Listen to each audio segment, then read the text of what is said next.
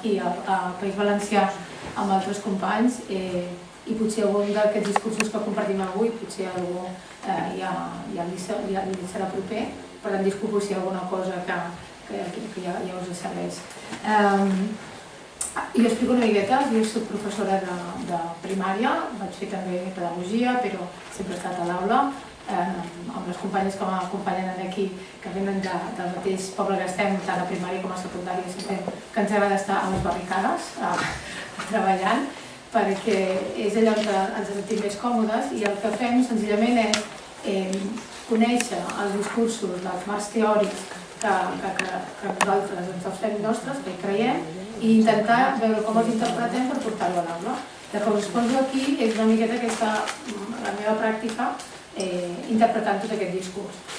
Perquè posar-vos una miqueta en situació en context, l'any 2008-2009 jo venia d'estar 4 anys a l'escola com a cap d'estudis, al meu centre de primària, i una mica quan sempre comento la mateixa anècdota, però és una mica perquè veieu d'on surt tot plegat, tenia la sensació quan passes totes les juntes d'avaluació que hi ha una gran incoherència entre el que fem a l'aula, entre el que llavors valorem, entre el que posem els informes i clar, quan dius la visió general de l'escola doncs fa patir una miqueta, perquè dius què estem fent i és molt important el que estem fent i el que estem dient i el que deixem portat.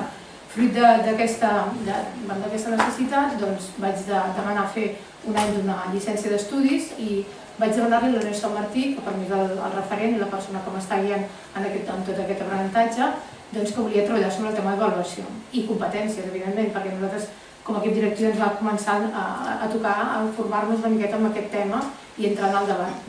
I després d'això, d'aquesta petita recerca que vaig fer aquell any, doncs vaig dir, vinga, anem a l'aula, a posar-ho en pràctica, mica en mica, això s'ha de tenir molt clar, i llavors durant aquests anys he anat provant diferents cosetes i això és el que compartiré amb vosaltres. Per això us hem de repensar l'avaluació, perquè avaluar ja ho fem, però potser repensant-la podem avançar una miqueta cap a altres maneres de fer. Són posicionaments al final ètics i de valors que cadascú que pren des de la seva professió i jo he begut d'aquesta línia i aquesta és la que comparteixo amb vosaltres. Començo amb una de les frases que han sortit a la Junta d'Avaluació última que està, de companys, no? Per això us deia, que és on realment es decideixen les coses. Diuen així, per exemple, i si no arriba als mínims d'aquell cicle o etapa, què fem amb aquest nen? De continguts està fluixet, però està atent. Oh, ja va repetir un any. No porta els deures, els dossiers igual, no els lliura. Comença a despertar una mica, però va tard, no té temps de refer-ho. De memòria mecànica molt bé està aquesta nena, la resta no, però els dossiers els fa molt bé, te'ls repeteix les vegades que calgui. No s'enfada quan li dius les coses. Una altra, hi ha molta diferència entre les notes de cada llengua, català, castellà i anglès. Bé, això fa pensar. Darrere d'aquestes frases, que a vegades les diem així molt lleugerament, hi ha tot un discurs, hi ha tot un posicionament davant del nen i davant de l'escola i davant dels propis continguts que hem de transmetre o compartir. Idees prèvies, compartim-les, a partir d'això que surt a la Junta. Què vol dir avaluar competències? Què entenem per avaluar competències? Perquè es parla molt, no? Perquè vol dir, i estem tots ficats, el que també vull que quedi molt clar és que això és una finestra oberta al debat, a la reflexió, perquè receptes no n'hi ha, és una qüestió de submergir-se i a partir d'aquí anar mirant a veure què entenem i què podem fer. Al final de la seqüència didàctica avaluem. Quan i per a què avaluem? Per avaluar fem exàmens. Per a què ens serveixen aquests exàmens a nosaltres? I als alumnes? Per què ens serveixen? Les notes que reben els serveixen per aprendre. Què fem quan l'alumne comet errors? Quines accions fem? Mirem amb aquesta vinyeta, que la compartim sempre amb la Neus, que ens agrada molt perquè és para que la evaluación sea justa, todos realizaréis la misma prueba. Vais a subir a ese árbol. Llavors això una miqueta ens fa pensar, si penseu, és un problema que l'objectiu no està ben identificat, és que està bé tenir els mateixos criteris sense tenir en compte les actituds, o tenir diferents criteris independentment de les actituds de cadascú. Això podria ser una classe, no? Amb la diversitat que tenim d'alumnes. Llavors, són petites imatges que et fan pensar en tot el que hi ha al darrere i el que portem entre mans. A veure, normalment quan parlem de currículum i avaluació, per entrar una miqueta en matèria, suposem sempre, quan parlem de currículum, la gent a vegades només pensa en continguts. El currículum és tot, són els objectius, són els mètodes d'ensenyament que fem servir, són també els mètodes d'avaluació. I quan sempre parlem d'això, no és que el currículum ens mana, sempre ho tenim allà, hem de tenir en compte aquesta globalitat. I l'avaluació sempre pensem que és la conseqüència de l'actitud i l'actitud de l'estudiant o de l'ambient familiar. Clar, és que té una família, clar, és que l'ambient familiar que té, clar, és que aquell nen no arriba, és que ha de estudiar més, ha de llegir més a casa. Però a vegades ens oblidem de fer el discurs cap a i la planificació i l'aplicació del procés d'ensenyament i aprenentatge que fem a l'aula. No hi té alguna cosa a veure també amb aquesta avaluació, amb aquest resultat, amb aquest currículum? I a vegades les valoracions que fem a les juntes d'avaluació ens oblidem d'això. Ja potser no tenim temps i tot, però potser és molt fàcil aquest discurs, no? Evidentment que hi ha factors que influeixen, però nosaltres també tenim alguna cosa a dir i ens hem de plantejar. Què entenem per avaluació? El que està pactat a nivell d'experts en aquesta línia que nosaltres estem compartint és recollir informacions, no una informació, recollir informacions, i pensar en com les recollim, diferents instruments, de quina manera, en quin moment, analitzar-les, veure què hi ha, què ens està dient allò, i emetre un judici. Al final tenim uns resultats i emetem un judici, això està bé, això està malament, hem d'anar cap aquí, cap allà, i després prenem unes decisions, d'acord amb aquest judici emès. Aquestes són les tres fases que hauríem de tenir nosaltres de cara a l'avaluació. Però quan fem tot això, en realitat, estem prenent una posició davant de tot això, davant de tot aquest procés. Perquè hi ha podríem dir, un contracte didàctic, un contracte implícit que marca molt el mestre que ets i el mestre que vols ser o que pretens ser. Hi ha els valors del mestre darrere de com plantegem una avaluació. Perquè depèn del que dones valor, depèn d'això, emetràs aquest judici, emetràs unes decisions determinades. I si ens quedem amb alguns d'aquests conceptes que he dit a la Junta d'Avaluació, potser no anem per bon camí. Per tant, és molt important que siguem conscients que una avaluació és una presa de posició de valors davant dels nens i davant del fet educatiu. Quina avaluació? Hi ha dos tipus, diríem, per classificar-les d'avaluació clares. Una és el que diríem l'avaluació qualificadora, que és la social, és l'avaluació que serveix per seleccionar. Per exemple, si tens un lloc de treball i has de demanar a algú per aquell lloc de treball, doncs selecciones i qualifiques amb uns determinats criteris. Aquesta és la que ens demana a nivell de la societat, ens demanen els pares, ens demanen... És que hem de posar notes, encara aquesta setmana teníem aquesta discussió en el cicle, quan fèiem la Junta d'Avaluació, i dius, què vol dir posar notes, i qui ens ho demana i per què, i què es fa amb aquestes notes, i com s'interpreten aquestes notes, i quina mirada hi ha darrere d'aquestes notes. Perquè depèn com hi arribes, que una mica és el que pretenem aquí compartir, doncs tenen significats diferents. I nosaltres venim d'una formació i d'una experiència personal que bàsicament el que vam fer és qualificar-nos. Servíem o no servíem, eres dels bons o dels no tan bons, i s'ha acabat. I encara hi ha molta d'aquesta mirada, no? L'avaluació entesa com a qualificació. I un dels grans reptes que tenim, penso que és repensar què vol dir ensenyament obligatori fins als 16 anys. I per quina finalitat estem treballant a l'escola i estem acompanyant els nens.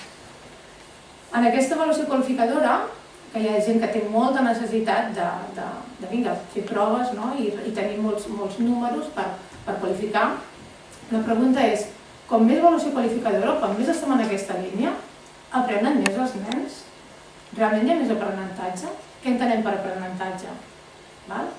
Com més exàmens, més aprenentatge, perquè a vegades és això. Sobretot a primària encara no passa tant, però jo que ja tinc fills també a secundària i que sense allò, tenim una setmana no sé quants exàmens. És que això és molt important, un examen darrere l'altre, perquè s'ha de preparar per la vida que és molt dura. I dius, és la nostra feina aquesta? Realment? Per què estic fent exàmens una setmana? Què pretenc darrere aquests exàmens? A veure si t'enganxo. A veure si t'enganxo que no has fet això, no has entès l'altre, i ja està, o hi ha alguna cosa més. Potser que ens ho replantegem, perquè que s'hagi fet tota la vida així no vol dir que hem de continuar fent tot així, perquè tot canvia, i la societat canvia, i les maneres de relacionar-se canvien, i les necessitats també. Per tant, hi hem d'anar-hi pensant. L'avaluació competencial té a veure també amb això, amb els valors, amb la mirada integral de l'alumne. I hi ha diversos elements, com l'actitud, que sempre acaba aquest discurs de l'ajut d'avaluació. Mira, per actitud l'aprovo, per actitud. I dius, i com visualitzes aquesta actitud? I com la comparteixes amb l'alumne? Perquè si realment vas amb una mirada qualificativa, part quantitativa, de la qualificadora social, més quantificativa, però fas amb números decimals, on queda l'actitud? Com la representes? La fas servir perquè si vas a actitud acabes de provar, i aquest discurs el fem. Però l'avaluació qualificadora aquesta social és un punt i final, és una sentència, és tens això i aquí s'ha acabat. I ja no pots aprendre més, i ja vas tard, ja no s'ha acabat. I és un sentiment que dius, és això que pretenem quan estem amb els alumnes, fer sentència, ens toca a nosaltres, no sé, ho podem debatre, El que està clar és que uns bons resultats finals són la conseqüència d'uns bons aprenentatges. Al final de tot, hi ha nens que diuen, no, és que fan un examen i, ostres, ho fan molt bé i ho saben molt bé. Sí, però quedaran bé aquell dia, però a la llarga, finalment, aquests resultats li serveixen o al cap dels dies se n'oblida, perquè que tenen aquesta habilitat i queden molt bé aquell dia i et treuen un 10. I l'altre tranquil li posem un excel·lent. Però a la llarga, l'aprenentatge, aquest resultat és d'un bon aprenentatge que ha fet o senzillament que ja ha sortit bé en aquell moment. I hem d'anar-hi pensant. A més, que aquest tipus d'aprenentatges que treballem des d'aquesta mirada són aprenentatges que no porten aquell plaer d'això d'aprendre, que és el que sempre ens poseu a la boca, el plaer d'aprendre i aprendre i tot això, però amb aquesta qualificadora ens estem contradient constantment. L'altra mirada, que és la que nosaltres estem intentant interpretar i posar a l'aula, és veure l'avaluació com una activitat per aprendre, a partir de regular què i com aprenem. Això ja el primer autor que em parlava escrivint de l'any 1967. Poso aquesta dada perquè quan veus aquestes dates dius, caram, tu sí que fa anys que se'n parla d'això i jo ho acabo de descobrir fa 4 dies, Però una cosa és el marc teòric i l'altra és quan arriba a les aules i ho portem i ens ho creiem i ho fem. I normalment ja em sembla que ja tenen contemplat que això tarda una generació sencera, arribar a baix. I aquí hi ha els dos termes, que és la formativa i la formadora. Hi ha gent que fa servir la formativa per tot. La formativa seria més una mica la reflexió que fem els mestres quan estem elaborant tota la seqüència didàctica a l'aula, que fas la reflexió sobre tot aquest procés com a mestre. I la formadora és quan ja tu inclous i fas partícip d'aquest procés en l'alumne. Aquí està la diferència. O sigui, formativa tots més o menys reflexionem més o menys, més profundament o menys, sobre com ho fem i tot això. Però l'altre és, i l'alumne pot participar d'aquesta reflexió? El podem incloure? I això és el que ens estem creient que sí i això és el que estem intentant fer. Per això ve molt d'això de la banda francesa que fan aquesta diferència entre formativa i formadora. Llavors aquesta avaluació no és només el final de la seqüència didàctica, no és un final, és un... anem acompanyant durant tot el procés, perquè s'entén com una activitat més inclosa dins l'ensenyament-aprenentatge. El currículum diu, no, l'avaluació és una activitat més, però què vol dir això? Un examen més? No, no és això. És que hi ha molts moments que són moments avaluatius. I ja ho fem, inconscientment ja ho fem, però justament el pas, crec que el repte és fer-nos conscients que estem fent això i fer-ne els alumnes conscients. Aquest és el repte. Llavors, l'avaluació comença, o sigui, des del principi ja hi ha l'avaluació, hi ha menys avaluació. Hi ha una avaluació inicial, hi ha una avaluació durant el procés, hi ha una avaluació final. Si només fem al final de la seqüència didàctica, que és aquesta sumativa que diuen, d'acabar, de tancar, doncs, bueno, és un element, però potser no és prou just, potser no està prou proper al que pretenem. I l'altre és anar veient, anar detectant quan són aquests moments d'avaluació. Per exemple, només el fet de com comencem un projecte, com comencem una classe, el fet de plantejar d'una manera o d'una altra, ja estàs aportant aquesta mirada cap a l'avaluació formadora o no. Per què? Doncs perquè si tu ja penses que has de fer una exploració inicial dels coneixements i has de pensar als nens veure què entenen ells d'aquell tema per tu després construir l'altre, perquè clar, estem en un marc constructivista i si fem aprenentatge cooperatiu, socioconstructivista. Per tant, si ens creiem això, vol dir que hem de partir del que té el nen, no del que diu la disciplina, que és la lògica de la disciplina, o la meva lògica com a persona adulta, que ja vaig amb un bagatge determinat. Per tant, si jo començo la classe fent aquesta exploració inicial, usant diferents instruments, ja estic fent una avaluació inicial. I la puc fer amb molts instruments, i depèn de la finalitat que tinc o de l'objectiu que tinc, puc fer servir diferents eines. Puc fer servir una conversa, i a partir de la conversa amb la classe detecto què saben aquells nens, a quin punt estan, o, per exemple, amb un dibuix. Quin és el recorregut d'una poma quan ens la mengem? Què passa? Tu què creus que passa? I aquest tipus de preguntes, el com t'imagines, el què creus, jo abans això no ho sabia i també ho he pres i és el que estic compartint amb vosaltres, però realment sí que és veritat que és molt diferent preguntar què t'imagines a dir què saps. Perquè què saps els nens es posen en guàrdia. I si no sé res. En canvi, si què creus que t'imagines són preguntes obertes que tothom és capaç de creure i d'imaginar.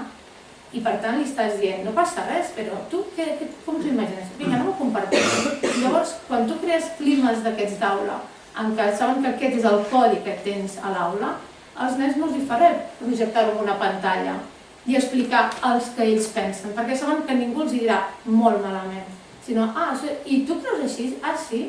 I llavors surt un altre, i li fa el seu dibuix, i veu que l'altre té coses diferents. I aquí ja comença a haver una avaluació regulativa, que es regula. Per què? Perquè l'alumne ha tingut temps de pensar el seu, veu altres exemples, i pot moure o no, perquè hi ha xiquets que costa molt de moure aquesta evolució de les idees, però ja li dones un ambient diferent. O, per exemple, una pregunta d'on ve l'aigua. Vaig fer un projecte de tot un treball, l'any justament aquest de la llicència, d'on venia l'aigua, i aquesta pregunta, que a mi em va costar moltíssim trobar-la, perquè trobar bones preguntes que et generen aquest tipus no és fàcil, però sí que hi ha estudis que et permeten. Jo sempre recomano, dic jo, miro el que ha funcionat i el que et diuen la gent que ho ha provat i llavors ho poso a l'aula i si m'ha bé llavors ja em llançaré, però ho hem de fer així, si comparteixis el mateix marc teòric. O un escrit, com s'ha dit, escriu-me tot el recorregut de la poma i fa aquest petit escrit del que s'imagina. I tu amb aquest escrit mires i veus les idees prèvies que té el xiquet i xiqueta en relació al que tu pretens ajudar a avançar aquestes idees. O, per exemple, durant el procés. L'avaluació durant el procés, què vol dir? És perquè tu pots estar desenvolupant un projecte i no has d'esperar al final fer una avaluació qualificativa. Per què? Perquè tu pots aturar-te en un moment determinat i una de les activitats que tens previstes a l'aula que es converteixi en una activitat d'avaluació. Per exemple, en aquest treball de cicle de l'aigua, te n'adones que hi ha nens que el tema de la condensació o de la filtració no el tenen clar. Llavors dius, haig de fer experiments, però clar, per fer experiments ells han de saber una miqueta quina és la dinàmica d'un experiment, quines fases té i què ens hem de plantejar, que ens hem de plantejar unes hipòtesis i que has de pensar en què passa i com passa i per què passa. I si no ets conscient d'això, clar, si és que no en saben, però els has donat l'estructura. I donar l'estructura no vol dir donar aquesta fotocòpia, que aquí hi ha els criteris que hem compartit, sinó que és elaborar amb ells tot el discurs a l'aula perquè acabin entenent què és el que se'ls demana, què és el que han d'observar i què és el que estem d'acord que és important. D'acord? Llavors, durant el procés, tens una activitat que després, quan ja l'has treballat, et permet establir això. Escolta, que tu fas filtració, tu fas condensació, tu fas no sé què, cadascú ens ho explicarem. Els criteris estan compartits i tens que tothom està avaluant, tens models, uns els altres donen el model i els altres fan aquesta valoració dels companys, amb tots els conflictes que això suposa, d'acord? Però tens un moment avaluatiu durant un procés i reculls una informació amb una manera completament diferent que és una prova. Però estàs treballant llengua, perquè estàs fent expressió oral, estàs treballant, en aquest cas, medi, perquè hi ha uns continguts claríssims de medi que has de regular i, per tant, et permet fer això. Això és el que se'n diu una base d'orientació. És un dels instruments que estem fent servir més ara mateix, del que és l'avaluació formadora, i que és això, és a dir, amb conversa, amb diferents activitats, anar ajudant els alumnes a compartir un llenguatge perquè ells sàpiguen què han de fer i cap a on van. És una base d'orientació, és un guiatge, és una guia. Llavors, aquí hi ha unes creuetes en aquesta grella, perquè a més hem establert que es pot fer aquests criteris, es poden fer més bé o més malament. No he impactat, què vol dir molt bé, poc o gens. Això és el següent instrument d'avaluació que sortirà després, que és la rúbrica. Però una base d'orientació és, el primer, les accions que tots ens posem d'acord que és necessari tenir en compte per fer aquella tasca determinada. Per exemple, si féssim un text descriptiu o un text instructiu, doncs és el mateix de dir que ha de tenir un bon text instructiu. I això no és així, ho dic a una hora en una classe i ja està, no. Faig una exposició coneixements previs i porto textos instructius diferents a l'aula i els mirem, i mirem què tenen en comú i què tenen diferent, i acabem pactant. I quan tots tenim d'acord això, amb tota aquesta conversa i aquest diàleg, elabores la base d'orientació. I és l'estructura que els ha de quedar claríssima i que els ha de servir com una plantilla, enteneu? Que poden transportar sempre més amb ells mateixos. No cal fer 30 textos instructius, perquè si poses d'acord què és el que ha de tenir en compte, quins elements, amb aquella estructura ells poden aplicar-ho a qualsevol situació. Però clar, això vol dir temps diferents, espais diferents, poquet a poquet, i creure que els alumnes hi poden dir alguna cosa. Però si pensa, que és el que us deia de l'actitud. Quan pensem en continguts, normalment pensem només en continguts de conceptes, i no pensem en continguts d'aquesta competència, la social i ciutadana que s'apunta, que hi és present i que costa molt de visualitzar. I llavors, en un dels projectes que estàvem fent, vaig fer un treball d'equip d'experts, que és una altra de les dinàmiques que es treballa quan estàs a cima del treball cooperatiu, o no, poder fer servir també en un moment determinat. Era una grella que vaig trobar des de la filosofia, des d'un treball de filosofia, que eren herbes aromàtiques, que en funció de les qualitats de les herbes aromàtiques et definia com pot treballar un grup. Per exemple, la primera que era un blauet, que era una flor molt gran blava, i les altres branquetes, venia definida, hi ha una persona que parla molt, que és el líder, que replega el grup, i els altres estan allà esperant a veure què fa. I això vam estar compartint amb els alumnes. Llavors, durant aquest treball d'experts, el que vam fer és fer servir aquesta eina compartida per tots, i un dels alumnes feia l'observació del grup per regular l'actitud del grup en el treball cooperatiu. Perquè, clar, quan treballes aquest tipus d'avaluació que fas participar l'alumne, vas a parar el treball cooperatiu, vas a parar la necessitat d'establir aquestes bases de parlar, de cooperar, de compartir els diferents objectius entre ells. I és una font de conflicte, però també de conflictes per avançar. I aquí tenim, per exemple, els experts. Eren 5 grups o 4 o 5 grups diferents, escampats per diferents moments llocs de l'escola, i teniu alguns que estan més lluny dels altres, que són del mateix grup, però que eren els que feien la visualització a partir dels criteris compartits. I després vàrem anar a l'aula i vàrem compartir el que ells varen veure. He vist que tu parlaves molt, l'altre no parlava, tu no l'escoltaves, perquè era la manera com fer de mirall per regular un altre tipus de contingut, que és el treball aquest de saber escoltar, de parlar. Llavors, és un contingut més a aprendre, el saber estar, el saber cooperar. Podem fer-ho servir com un recurs determinat, o podem fer servir com un contingut a aprendre també. Per tant, li hem de donar el temps, li hem de donar l'espai perquè això sigui així. Aquest és l'equip d'experts. O sigui, l'equip d'experts, no sé si coneixeu aquesta dinàmica, però en principi, això que us deia, com que l'aula l'acabes conformant amb equips que en diem base, són els nens en grups de 4, cada grup de 4 tenen un rol determinat, que així impliques a cadascú en la vida del grup, i l'equip d'experts és que, per exemple, un dels rols que és coordinador, doncs tots els coordinadors dels altres grups es troben en un grup que és l'equip d'experts, dels coordinadors que tenen una tasca determinada. I aquesta tasca després l'elaboren, tenen una missió i llavors la retornen a l'equip base i són els únics experts en aquell tema, per tant l'has de compartir. Doncs a partir d'aquí d'aquesta dinàmica treballes moltes coses, perquè si tenen l'objectiu de comunicar, també treballes la competència comunicativa, perquè pots establir uns criteris d'avaluació previs d'expressió oral o de comprensió de l'expressió oral compartida amb els alumnes, que també et serveix per recollir informació. Per tant, l'avaluació està present aquí i és una activitat d'avaluació que serveix per entrar en uns determinats coneixements de medi o del que sigui, però alhora també de llengua. I estàs recollint aquestes informacions que no són una prova de la manera tradicional que entenem tots. Per tant, l'avaluació és present, és l'avaluació formadora. O, per exemple, una avaluació, un altre exemple seria havíem de fer un itinerari per anar a Montserrat i era un text instructiu, havíem estat treballant sobre els elements del text instructiu. Els nens feien un esborrany a partir del que ells coneixien i a partir d'aquesta conversa a l'aula elaborem el que és la rúbrica. I què és la rúbrica? Doncs la rúbrica, la rúbrica és aquest element que seria la base d'orientació, que serien els aspectes clau que hem de compartir, de tenir tothom té clar i estem d'acord tots que el text instructiu ha de tenir aquestes parts, perquè hem arribat amb diferents activitats a aquesta conclusió, quines accions hem de tenir en compte per fer un text instructiu, i després, que seria la primera columna, que correspondria al màxim nivell, és a dir, un bon text instructiu. Hem acordat com a classe que ha de tenir una silueta que tingui aquestes parts, silueta del text, és a dir, que sigui fàcilment reconeixible perquè té aquestes parts, un títol que sigui amb aquestes condicions, uns continguts tal, una presentació amb aspectes formals i aspectes no formals.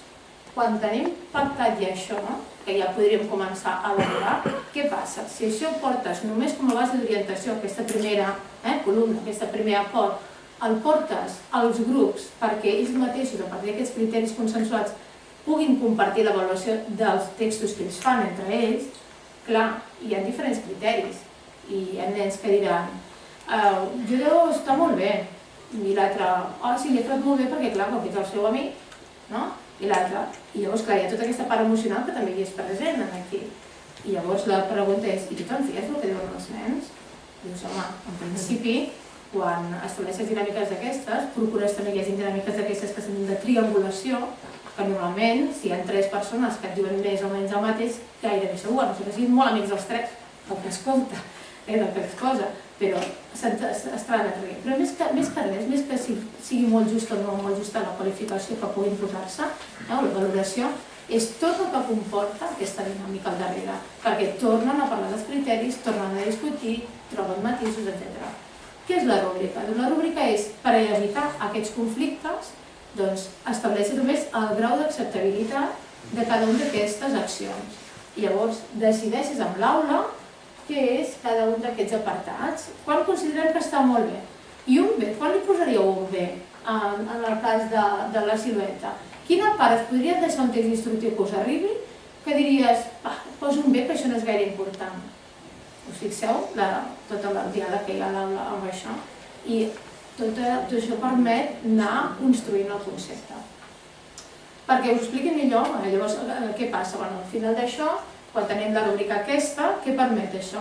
Permet establir dinàmiques de coavaluació a l'aula, perquè tothom ha compartit els mateixos criteris i, per tant, soc capaç de, un company meu, dir-li el que veig, o que tu mateix, costa una miqueta més, sàpigues una miqueta on estàs. I llavors et poden marcar el lloc on estàs.